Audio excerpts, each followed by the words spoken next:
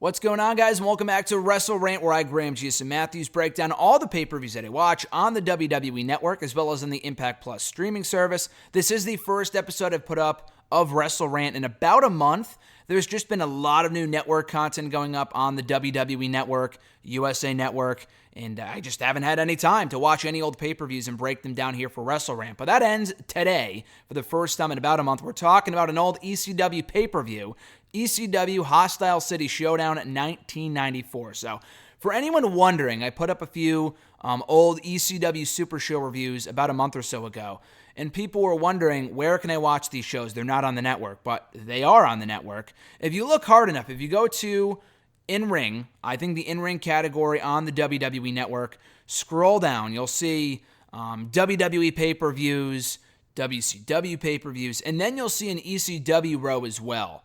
So on the ECW row, you'll see WWE ECW, you'll see ECW pay-per-views, and it's not under that. Those are all the other shows I've talked about so far, and I still have some to go, of like the regular, normal ECW pay-per-views starting in like 1995. For the ECW Super Shows, there's a category for that specifically as well. Click on that, and you'll see all the ECW Super Shows, and that's where I've seen this show and all the other ones I've talked about so far, When Worlds Collide, etc., etc. So this was Hostile City Showdown 1994, kind of continuing the streak of subpar ECW Super Shows. This was not a great show. Sans, with the exception of the main event, which I thought was great, everything else on the show was largely forgettable and very throwaway, very mediocre, if that's even the right word to use.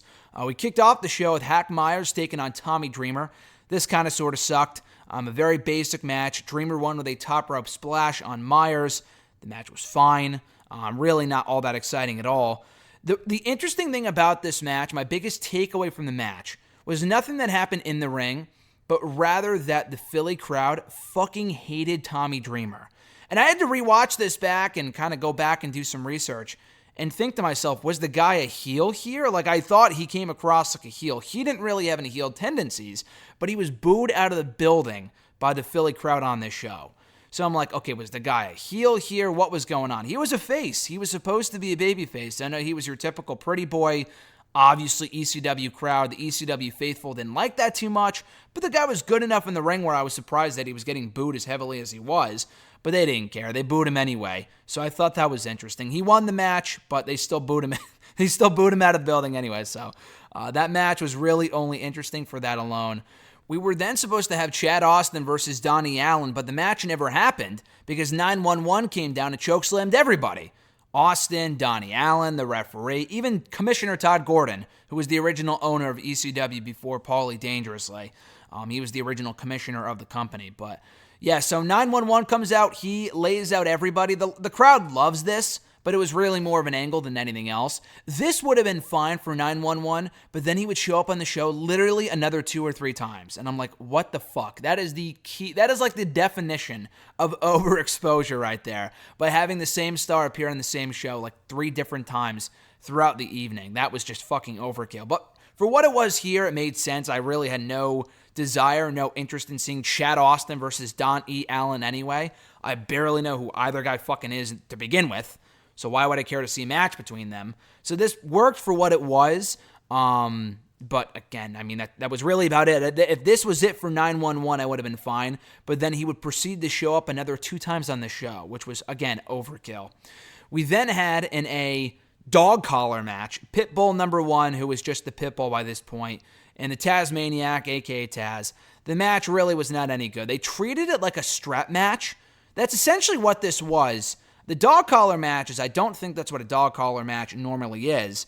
I think a dog collar match is just when you are strapped to the other person. You have to beat them by doing that, which is what happened here. Taz won after hitting Pitbull with a suplex.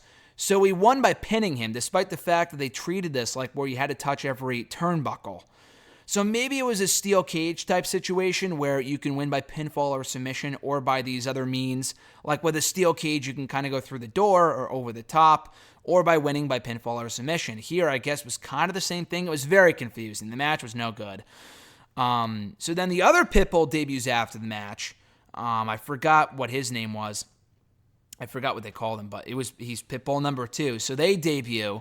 as a tag team. Originally, it was Pitbull, just the Pitbull. I called him Pitbull number 1 because that's what he is, or would end up becoming. But yeah, this is when the Pitbull's tag team would debut and attack Taz after the match, which was really just a brawl overall. We then had, not brawl for all, but rather a brawl overall. We then had a tag team match pitting the Bruise Brothers against Mr. Hughes and Shane Douglas. Again, this match fucking sucked. Really a brawl more than anything else. It was fine, but it was completely forgettable. So the whole story here was that Mr. Hughes almost got the victory for his team because he hit one of the Bruise Brothers with a side slam, but the referee wasn't looking. So then the other Bruise brother picked up the victory when the referee was looking, and Hughes got pissed after the match. He went off on the referee. He was like, "What the fuck? You were supposed to be watching, blah, blah, blah." Douglas was really the only, I don't want to say star, but like really the only person in this match that made it worth watching. But even still, the match sucked as it was. But Shane Douglas, I guess, carried the match is what I'm trying to get at here. He really carried this match. So props to him for that, but overall the match really was no good, and it went way too long, at almost 20 minutes in length. Longer than anything else on this show, which was completely ridiculous. So if the dog collar match was not enough, we had a Singapore Cane match on the show as well, pitting the Sandman against Tommy Cairo. Tommy Cairo, the Iron Man is what the nickname that he had at the time was. He had Peaches in his corner, and the Sandman had Woman in his corner. This was, again, another fucking mess. And it ended in a no contest. So the cane fell off the pole. It was a Singapore Cane on a pole match.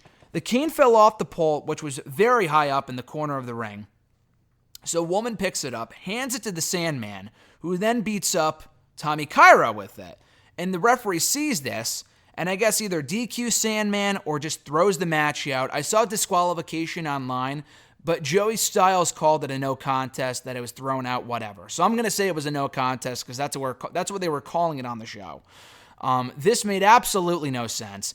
And then afterward, Woman and Sandman just beat the shit out of Cairo and Peaches with the Singapore Cane. This was just terrible. This went on for much longer than it needed to, considering the non-finish. We then had another non-finish in our subsequent tag team match, pitting the Funks against the Public Enemy. Again, another non-fucking finish. How does that happen multiple times on the same show? The funny thing is that Joey Styles was pooping all over WCW and WWE throughout this show on commentary, saying, "Oh, we would never do what they do on our shows. Like, we're different, we're unique, we're this, we're that." And then they go on to do fucking 3 non-finishes. That's something that we would see on a WWE show today on an episode of Raw. Not 20 years ago, back in 1994, not 25 years ago. This sucked. This was terrible. So Dory Funk was involved here, obviously, as the Funk Brothers. He was old. He couldn't do shit. Terry Funk was also old, but he could do a little more here. This was really a glorified brawl. It went on for way longer than it should have at about 14, 13 minutes in length. Chairs got involved. You would think that would be a disqualification, but it wasn't. So we don't get DQs in ECW. I mean, I guess we do because we got one in the next match, another non-fucking finish.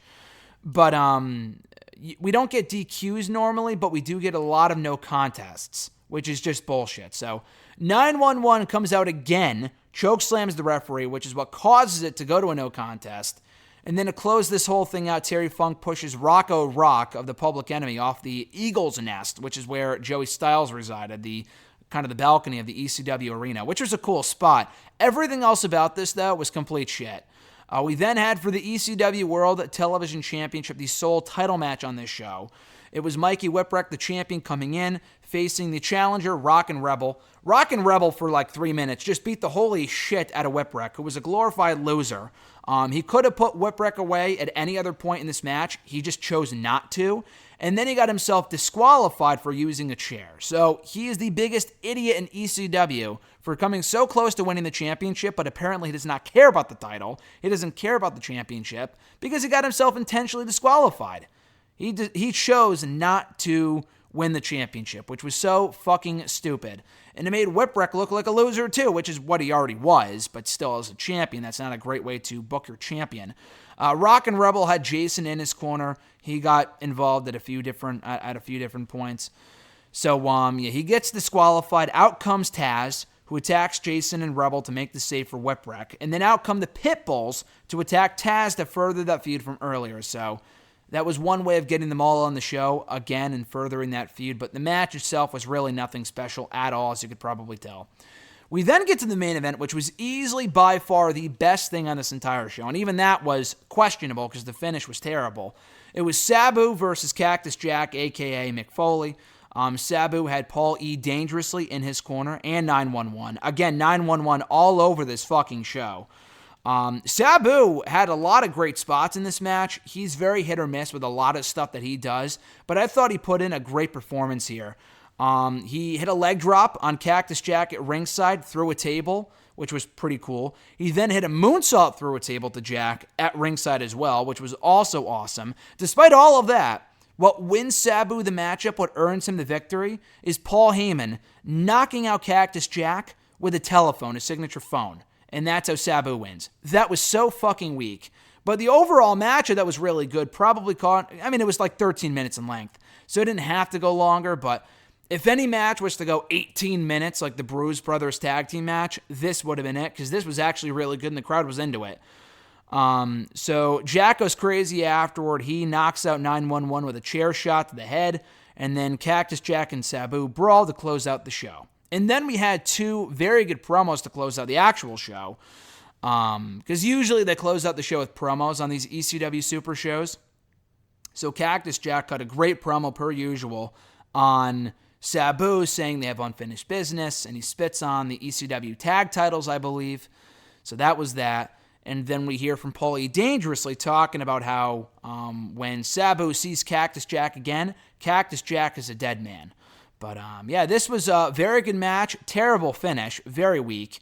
But I thought the overall match was very good. Unfortunately, that one match does not make this pay-per-view worth watching. The Super Show, whatever you want to call it. The show sucked. A lot like the other ECW Super Shows. Even more so than the normal ECW pay-per-views that I was reviewing before I broke down these Super Shows a few months ago. Those were actually not great, but they had a few more matches that were worth watching. These shows are just terrible. I have no idea how ECW got off the ground with super shows like this one.